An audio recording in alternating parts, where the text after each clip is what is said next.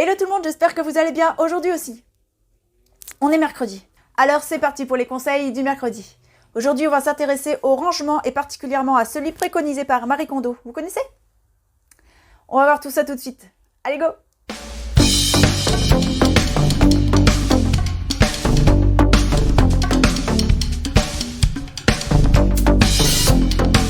Alors qui est Marie Kondo? Une consultante, une personnalité médiatique, une essayiste japonaise spécialisée dans le rangement et le développement personnel.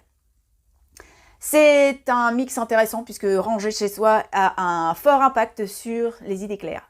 On va développer un peu ces idées. Et on commence avec le désencombrement qu'elle met en premier plan. Logique. Pour pouvoir ranger, il faut d'abord savoir ce que l'on a. En effet, Marie Kondo met en évidence l'importance cruciale de désencombrer comme première étape pour créer un espace organisé et inspirant. Comme je le disais tout à l'heure, elle explique que le désordre physique peut être le reflet d'un désordre intérieur. Et le processus de tri et de rangement peut avoir un impact profond sur notre bien-être émotionnel. Tout à fait d'accord avec elle. Pas vous?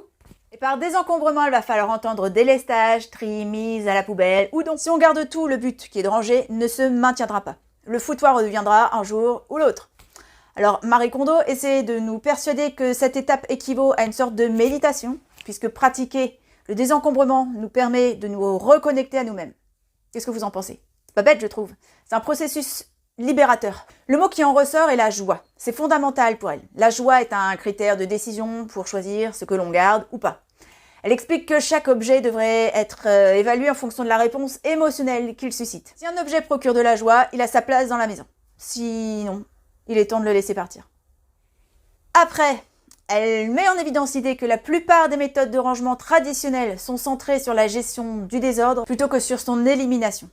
Elle explique que le rangement superficiel, comme le simple réagencement des objets dans des boîtes ou des armoires, ne résout pas le problème sous-jacent de l'excès d'objets inutiles. On a tendance à nous laisser distraire par des achats impulsifs et par le désir de posséder davantage de choses. Pas faux. Les pubs, la société de consommation, tout ça, ça nous pousse souvent à croire que posséder plus d'objets nous rendra plus heureux, ce qui alimente le cycle de l'accumulation et de l'encombrement. Oh là là.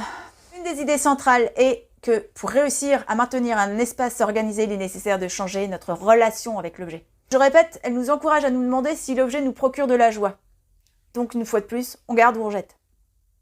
Ensuite, on s'intéresse aux vêtements particulièrement. Cette méthode de pliage vise à maximiser l'espace de rangement, à garder les vêtements en bon état et à rendre chaque pièce visible, facilitant ainsi le choix des vêtements à porter. L'objectif principal de cette méthode est de plier chaque vêtement de manière à ce qu'il puisse tenir debout par lui-même dans un tiroir, plutôt que d'être empilé. Ça permet de voir, comme je le disais tout à l'heure, tous les vêtements en un seul coup d'œil. Comme ça, on arrête de chercher, on arrête de fouiller. Et on ne démolit pas la pile. En faisant comme elle, on transforme nos tiroirs en espaces ordonnés et fonctionnels. Et ce n'est pas négligeable. On est d'accord? Il faut garder en tête que cette méthode de rangement n'est pas valable uniquement pour les vêtements, mais pour tout en fait. Même pour ce que l'on retrouve dans la cuisine. On poursuit avec une autre idée essentielle de cette méthode. Les catégories. La méthode diffère de l'approche traditionnelle qui consiste à ranger pièce par pièce. Parce qu'elle permet une meilleure compréhension de l'ampleur de ce que nous possédons. Alors, en quoi ça consiste? Il s'agit de rassembler tous les objets d'une même catégorie, les vêtements, les livres, les papiers, dans un seul endroit. Elle explique aussi que le tri par catégorie évite simplement de déplacer le désordre dans une pièce à l'autre. En abordant chaque catégorie de manière exhaustive, on évite de disperser le désordre et on crée un effet plus durable dans l'organisation de notre espace. Si on fait comme ça, on va créer un environnement ordonné et harmonieux. Je vais faire une parenthèse sur les objets qui ont une valeur sentimentale. Alors évidemment, ce sont les objets difficiles à trier car ils sont liés à des souvenirs, à des personnes ou à des expériences importantes dans notre vie. Il est naturel donc de vouloir conserver les souvenirs, mais attention au piège de l'accumulation excessive. Après, il sera primordial de choisir les emplacements appropriés pour chaque objet après le désencombrement. On organisera les objets en fonction de leur utilité et de leur fréquence d'utilisation. Alors, ce que l'on retiendra aussi est que l'organisation va au-delà de l'apparence. Elle contribue à créer un environnement propice au bonheur et à l'épanouissement personnel. Voilà, pour résumer ce qu'on pouvait dire sur la méthode de rangement de Marie Kondo. C'était un tout petit résumé qui nous permettra de réfléchir un petit peu.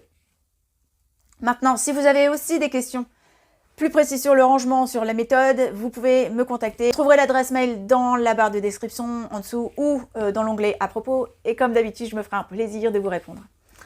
N'oubliez pas que chaque semaine, je tire au hasard une question d'un abonné et j'y réponds devant vous le dimanche.